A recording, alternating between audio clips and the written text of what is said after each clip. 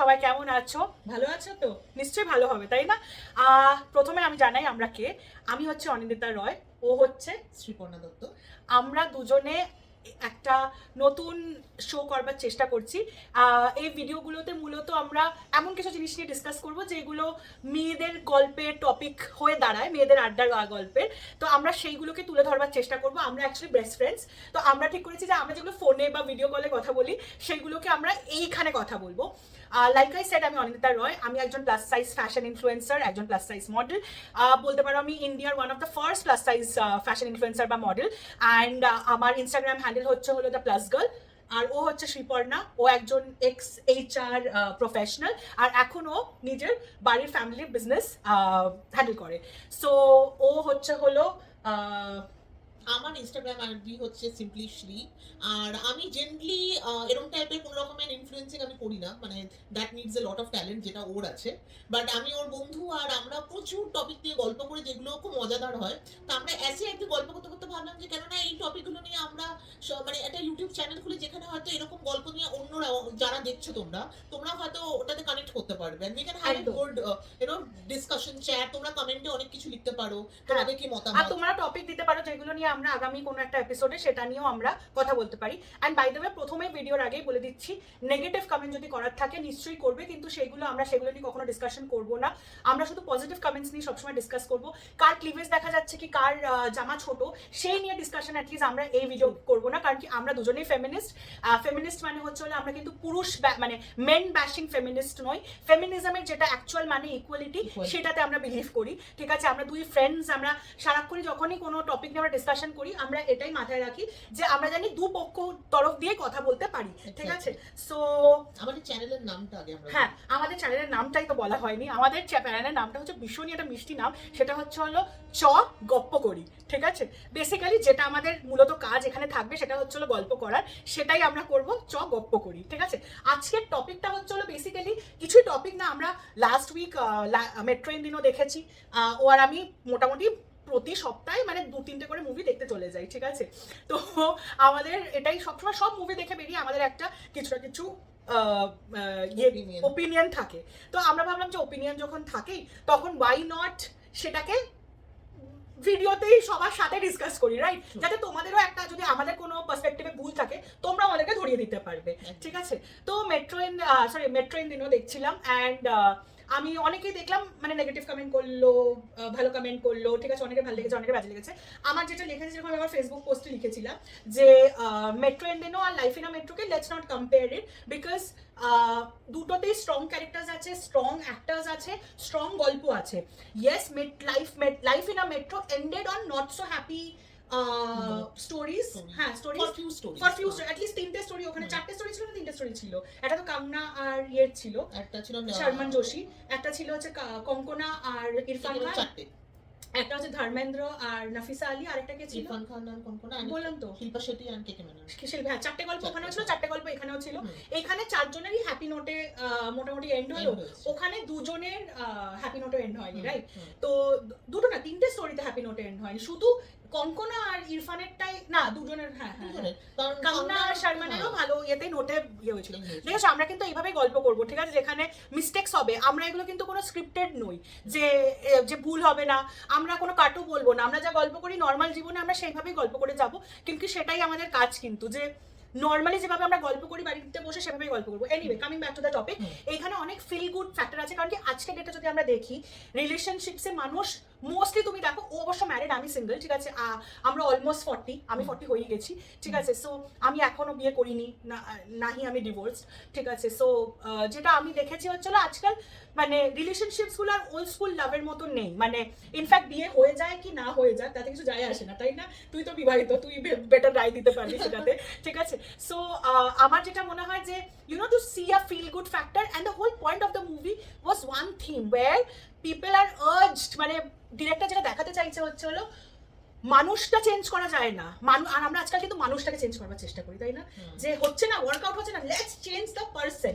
ঠিক আছে, সেটা করার কিন্তু দরকার নেই। তুমি একই মানুষের সাথে বারবার কিভাবে, আমাদের মা বাবারাও কিন্তু কত বছর বিবাহিত জীবন কাটিয়েছে। আমার মা বাবা আজকে নেই, বাট দে স্পেন্ড, আমার বাবা যে বছর মারা যায় সেই বছর আমার মা বাবার 26 বছর ম্যারেজ অ্যানিভার্সারি ছিল। ঠিক আছে, সো 26 বছর দুটো দুটো মানুষের সাথে কিন্তু সুন্দরভাবে ঘর করেছে, তাতে কি তাদের ঝগড়া হয়নি? তোর মা বাবারও ঝগড়া হয়, আমার মা বাবার, তোর হাজবেন্ডের সাথে তোর ঝগড়া হয়, একদম। কিন্তু ছেড়ে যাওয়াটা কি অপশন? আই ডোন্ট থিঙ্ক ছেড়ে যাওয়াটা অপশন, তাই না? বাট পয়েন্টটা হচ্ছে হলো যে কি করে একটা মানুষের সাথে সারা জীবন আমরা থাকতে পারি, সেটা বারে একটা মানুষকে আমরা ভালোবাসতে পারি। হ্যাঁ, হ্যাঁ। থাকার থেকে মানে অ্যাডজাস্ট করে থাকাটা হ্যাঁ। Of course is not the solution. Absolutely. ঠিক আছে, হ্যাঁ, যেখানে এলো শিল্পা শেট্টির মতো, যদি if we go back to Life in a Metro, hmm. ঠিক আছে, সেখানে আমরা কি দেখেছিলাম যে Shilpa Shetty stayed back in a bad marriage, ঠিক আছে, মানে শি ডিড জাস্ট বিকজ লাস্টের দিকে কেকে মেনন ওর সামনে কাঁদতে কাঁদতে চলে আসে, বা কেকে মেননের কাছে কোনো অপশন থাকে না, কারণ কঙ্গনা রানাওয়াত ওকে রীতিমতো লাথি মেরে বেরিয়ে চলে যায়। হ্যাঁ। তো তখন কেকে মেনন জাস্ট লাইক কি বলবো, একটা স্বার্থপর মানুষের মতন ওর কাছে একটাই অপশন ছিল, কেঁদে কেঁদে বউ বাচ্চার কাছে ব্যাকআপ প্ল্যান কে পাস চলা backup যাতা plan। হ্যাঁ। আর সেখানে আমি যখন প্রথম লাইফ ইন মেট্রো দেখে I was রুটিং for Shilpa Shetty যে ও শাইনি আহুজার কাছে চলে যাক, কেন শাইনি আহুজা ওর বাচ্চাটাকে ওকে অ্যাকসেপ্ট করবে আর ওরা এখন মধ্যে ভালোবাসবে, ওর কাছে চলে যাক, কারণ কেকে মেননের সাথে And that would have been a logical ending to the movie. কেকে মেননের সাথে কোনো লাইফ নেই, নেই, হ্যাঁ। ওকে বলে বলে চিট করছে। সেখানে আমাদের জায়গা হয়তো মেবি আমাদের ইন্ডিয়াতে মুভিটা মানে রিলিজ হয়েছে বলে ইন্ডিয়ান সেন্টিমেন্টকে মাথায় হ্যাঁ, রেখে হ্যাঁ। ওরা কি করলো যে দেখালো যে লাস্টে শিল্পা শেট্টি শাইনি আহুজাকে স্যাক্রিফাইস একটা করলো, ভালো ভালো ভালো বউ হওয়ার হলো। চেষ্টা করলো। আর আমার কাছে হ্যাঁ। ইম্পর্টেন্ট এটা না যে তুমি ভালো বউ হওয়াটা বেশি ইম্পর্টেন্ট না, তুমি সুখী আছো, খুশি আছো। দেখ, আমি তো এটা সেলফ লাভ important। নিয়ে কথা বলি সারাদিন রাত, ঠিক আছে, ওইটাকে সরিয়ে দিচ্ছে, ঠিক আছে, ঠিক আছে, এনিওয়ে, ঠিক আছে, আমাদের তো এমনি তো র ভিডিও Raw video, আসে না, হ্যাঁ। ঠিক আছে, মানে কি বলছে, আমি তো সারাটা সেলফ নিয়ে আপনি কথা বলি। সেলফ লাভ মানে কি? তুমি যদি নিজেকেই ভালো না বাসতে পারো, তোমাকে তোমাকে নিজের, যদি তুমি তোমার রিলেশনশিপকে কি করে ভালো রাখবে যদি তুমি নিজেকেই না নিজেকে ভালোবাসো? ভালোবাসতে পারো। এখানে তো নিজেকে, ওর তো কোনো সেলফ লাভ নেই। না। আমি স্বার্থপর যতক্ষণ না হবো ততক্ষণ সেলফ লাভ হয় না, না। ঠিক আছে। আমি সবসময় যে বলে না ওয়ান সাইডেড লাভ করো না, আমি মনে করি ওয়ান সাইডেড লাভেও কিন্তু সেলফ লাভ আছে। এটা কিন্তু আমি জানি না কতজন মানে আমার সাথে এই কথাটা, কিন্তু আমি কিন্তু মনে করি সেলফ লাভ কিন্তু ওয়ান সাইডেড লাভেও আছে, একদম বিকজ আছে। তুমি তোমার পরিপূর্ণতার সাথে একটা মানুষকে ভালোবাসছো। আমার বাংলাটা যে ভালো হয়ে গেছে না কলকাতায় থেকে থেকে, আমি নিজেই স্টান্ট, মানে সারা জীবন কোনোদিনও কলকাতায় থাকি, ঠিক আছে, আর এখন আমি দেখ ভীষণ bored use করছি। গুড ওয়ে, তোর বাংলা বেটার বাংলা, হ্যাঁ, আর দেখ আমার বাংলা কিন্তু মানে এন্ড লাইফ করে Live করে আমার করে, লাইফ করে করে বাংলা বেটার হয়ে গেছে। শাড়ির লাইভে এত বাংলা বকি আমি, যাই হোক। আচ্ছা না, গেটিং ব্যাক টু মানে লাইফ ইন এ মেট্রো, যেটা ফার্স্ট পার্ট, ওখানে যে ধর্মেন্দ্র আর নাফিসা আলীর যে গল্পটা, হ্যাঁ, ওটাও যদি তুই দেখিস, হ্যাঁ। ওখানে কিন্তু ধর্মেন্দ্র অল্প বয়সে নাফিসা আলীকে ছেড়ে দিয়ে চলে গেছিল, হ্যাঁ। ওকে তখন অ্যাকসেপ্ট করেনি ফর হোয়াট এভার রিজনটা তো দেখায়নি। ও তখন হ্যাঁ একটা জায়গায় বলেছিল ধর্মেন্দ্র যে मैं जवान था, कुछ ख्वाब थे, कुछ पूरा करना था, इसलिए मैंने বেসিক্যালি নিজের ক্যারিয়ার নিজের করতে career করতে চলে হ্যাঁ, গেছে। কিন্তু নাফিসা আলী কিন্তু আবার ফেরত চলে গেল যখন। নাফিসা আলী তো নিজে ঠিক আছে বিয়ে হ্যাঁ, করলো, হ্যাঁ, তারও বয়সে একা হয়ে গেল, ওল্ড এজ হোমে থাকে। ধর্মেন্দ্র যখন লাইফে যখন সবাইকে হারিয়ে ফেললো, যখন ওকে আর কেউ আর পাত্তা দিল না, সেই বুড়ো বয়সে সে আবার এসে নাফিসা আলীর কাছে থাকতে চাইলো। ছেলেরা মোস্টলি একটু স্বার্থপর হয়। এই রে, তাই এখন সব কমেন্ট আসা শুরু হবে ছেলেদের। না, আচ্ছা, আমি যা দেখেছি, দেখ আমার লাইফে আমি অনেক ফেল্ড রিলেশনশিপের থ্রু দিয়ে গেছি, তুইও গেছিস, আমিও গেছি, রাইট। মোস্টলি আমি দেখেছি ছেলেরা মানে আমি দেখেছি ওরা একটা মানে বাধা ধরা মেয়ের সাথে কিন্তু বিয়ে করে, হ্যাঁ। ঠিক আছে, মানে you know if you doesn't fit into that stereotype model, তাহলে কিন্তু বিয়েটা তোর সাথে করবে না। ছেলেদের কাছে ছেলেরা খুব খুব খুব কম ছেলেরা না, যারা আমি এটা- প্রচন্ড না, না, আমি একটা কথা বলবো, এটা হ্যাঁ, কিন্তু মেয়েদের উপর অ্যাপ্লিকেবল। আমি হ্যাঁ, টেলিং হয়, ছেলেদের কাছে যেমন দুটো অপশন থাকে, একটা হচ্ছে প্রেম করার জন্য এক রকমের মেয়ে, বিয়ে করার জন্য এক রকমের মেয়ে। প্রেম করার জন্য নিজের থেকে বয়সে বড়, বা নিজের থেকে চেহারায় বড়, বা নিজের থেকে অনেক বেশি ক্যারেক্টারিস্টিক ওয়াইজ আলাদা, মানে হোল্ড দ্যাট থট। তোর সেদিন মনে আছে আমাকে বাম্বেলে একটা ছেলে কি লিখেছিল, 34 বছরের ছেলেটা, হ্যাঁ, হ্যাঁ।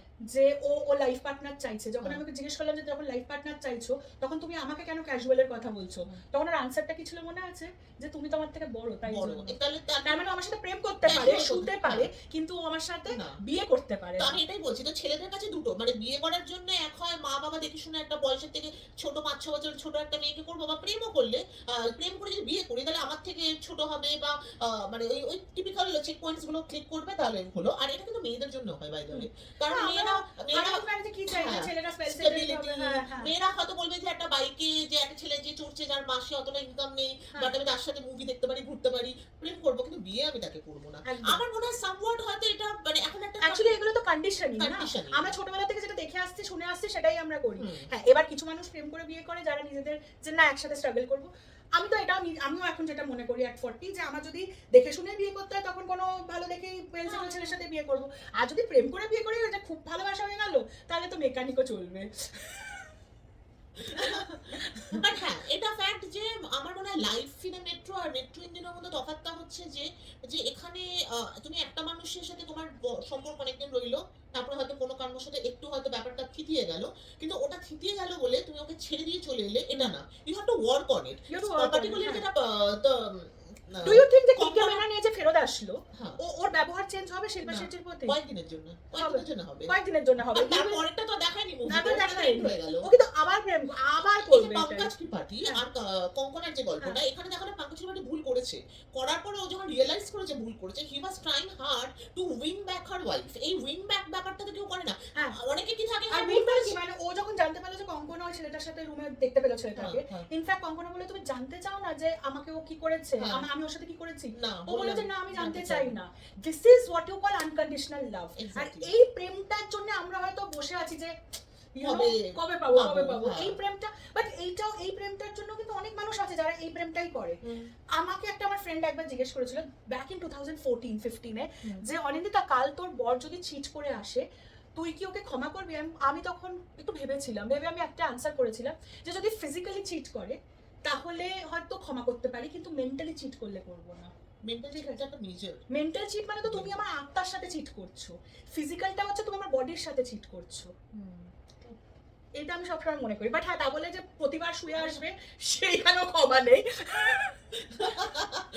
কিন্তু আরেকটা কোশ্চেন হচ্ছে যে তাহলে আমিও না, শোনাবো। তুমি ক্ষমা করবে নি, তোর বর ভেবে নে, ভগবান না করুক, তুই হ্যাঁ। যদি বিয়ে কর তো বর ভেবে নে চিট করলো, আমি চাই না করুক, বাট ভেবে নে করলো, তুই ক্ষমা করলি, বাট যদি রোলটা যদি রিভার্স করে দিই, মানে তুই চিট করলি, কেন তাহলে কি তোর কেন বর শিল্পা কে শেট্টি করবে? আর কেকে মেননের কনভারসেশনটা মনে নেই তো? হ্যাঁ, তখন বলেছিল এই বাচ্চাটা কি আমার? হ্যাঁ, আমার নিজে কিন্তু পেছনে আমার মনে হচ্ছে একটা চর মারি দিয়েছে, দুটো চর মারি। ভিতরে ঢুকে গেলে তো হ্যাঁ, পকেটে চর চলে দিয়ে আসে। চর মারি। কি হারামজাদা। হ্যাঁ, সরি, আমরা এরকম ওয়ার্ড ইউজ করতে পারবো আমাদের ভিডিওতে? টট করতে হবে এটা বিপ।